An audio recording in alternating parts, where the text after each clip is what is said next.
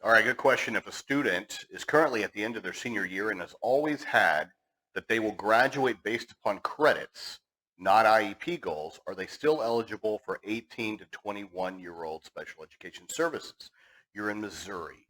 Okay, guys, whether you're in Missouri, whether you're anywhere else in the country, I'm going to be answering the question based upon the federal IDEA. Okay, so it's going to apply nationwide. You just need to check your individual state with regards to the nuances or the different type of diploma pathway options that exist. Because even in the federal, there's multiple layers that are available. And most states have a tiered system of 3 diploma options, meaning the credit-based that would track to a university or a 4-year college, uh, that is a credits-based, standards-based diploma. Okay, that's the regular diploma. And then most states will have a middle rung, typically called an occupational diploma, and then you'll have the alternative pathway or a certificate of participation standard pathway that is also an option. That is not connected to the standards. It's a diminished pathway with regards to the expectations and typically tied to the student's IEP goals, as you said in your question. So if your child has always been on a standards-based diploma path, then at that point, no. Your child, once they graduate and walk and achieve that measure of success, whether that's at 17, 18, 19, whatever that is, age is, that's when their special education services would terminate, is when they hit that threshold of achieving the credits-based pathway.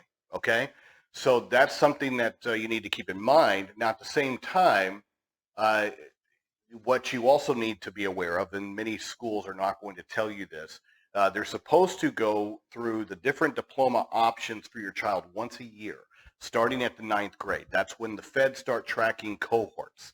And so whatever you're, as far as an entering 9th grader, that's when your child becomes within sort of that federal cohort where they track graduation rates after that.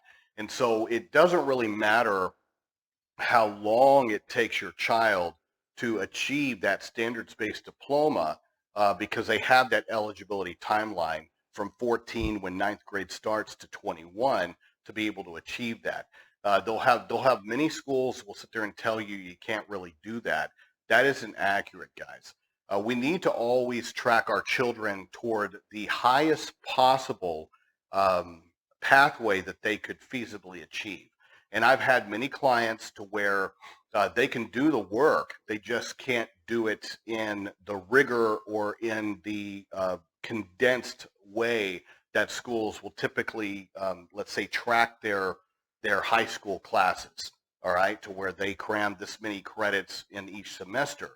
And you sit there and say, well, that's not that rigorous. Well, it is for some of my clients that have, high rates of let's say, distractibility, executive functioning deficits, anxiety. Those kind of things need to be thought about. And, people go, well, college isn't like that. That not everybody that has a standards-based diploma, guys, that gets a regular diploma goes to college. So it really doesn't matter. What matters is that when your child graduates, what happens after that? What kind of opportunities are they limited to by not tracking toward a regular diploma?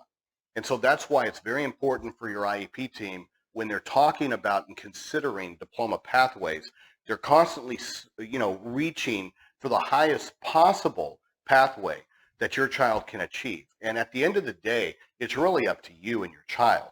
All right, it's not really up to the school system to be able to sit there and be an obstacle to that highest opportunity for the child to try to achieve during that span of time. All right, your child's eligible for an IEP. To have the school to sit there and say, well, we decided as an education institution that, you should try for, let's say, the certificate of participation. Guys, at the end of the 21, let's say when your child ages out, if your child is not successful in reaching the regular standards diploma pathway, they're still going to walk with a certificate of participation or completion. All right. So to sit there and have that, that's always the default. but that shouldn't be the standard. Now, for my child, uh, the nature of her disability is such to where that is the right pathway for her. All right. And for many of our kids, that is the right pathway. So she will go through, she's through 21, and she will earn that certificate of completion. At the same time, I have many clients that's just not the appropriate pathway for them. And we have one right now. We're about to go to mediation. I believe it's tomorrow, for a kid that I think he's listed as a junior right now.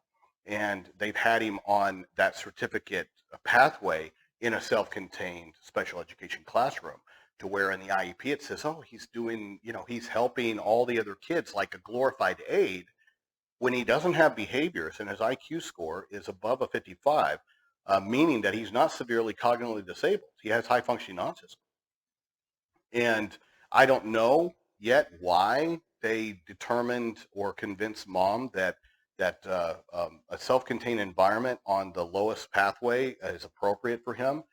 We had updated psychological evaluations done, and they're actually coming back higher than when the school did them when he was in the 9th grade and they made this initial decision. But even back then, it didn't support the standard of severely cognitively disabled. And he didn't have behaviors that would impede or prohibit him from participating in general education. So it baffled me when we saw this case why they did that, but we're going to undo it. And because of where he is currently, we're within that time frame to be able to push for an extra year of eligibility to make up for the bad decisions that had been made when he became an entering 9th grader. So always keep that in mind, those of you that are considering diploma pathways, that there are options. They can't dictate to you. There's a default if your child doesn't achieve those things within that time period, but they can break and chunk the credit classes to where your child can do those in a reasonable amount of time and be successful at them, instead of cramming them all like a traditional type of student. Your child is not traditional. Your child has an IEP, and the decision should be individualized.